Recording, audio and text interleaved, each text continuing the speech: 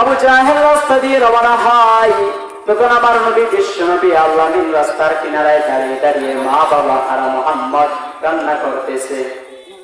আবু জাহেল ডাকতে, মুহাম্মদ চলো যাই, বাড়িতে চলে যায়, উঠো সবারির উপর উঠো। আবু জাহেল যখন এই কথা বলল, ওই তার সবারির উপর হযরত মুহাম্মদ মুস্তাফা সাল্লাল্লাহু আলাইহি ওয়াসাল্লামকে বসাইল পিছনে। বুড়া আল্লাহকে দরখাস্ত করে, আল্লাহ আল্লাহ আপনি আমার জুবান খুলে দাও। আল্লাহ তাআলা বুড়ার জুবান খুলে দিল।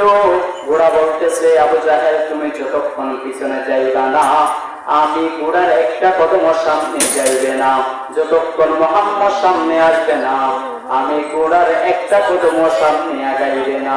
আবু জাহেল লাগাম টানলে তারপরে যায় না, পিটায় তারপরে যায় নাই, বলে আমি যাবো না যতক্ষণ মুহাম্মদ সামনে আসে নাই। আমি তোর মতো একজন বেয়াদবকে নিয়ে আগাইতে পারে নাই, যতক্ষণ আমার নবী রাহমাতুল লিল আলামিন সামনে আসবে না আমি ততক্ষণ পিছনে যাইব না, সামনেও যাইব না পিছনে যাইব না। যখন মুহাম্মদ রাসূলুল্লাহকে সামনে বসাইলো, বুড়া বলে তার দাঁড়িয়ে থাকলে রাসূলের শানে বেয়াদবি হবে, এমন দৌড়া করতেছে তার মঞ্জিলে মকসদে যত দ্রুত পারে বুড়া দৌড়ে পৌঁছে গেল।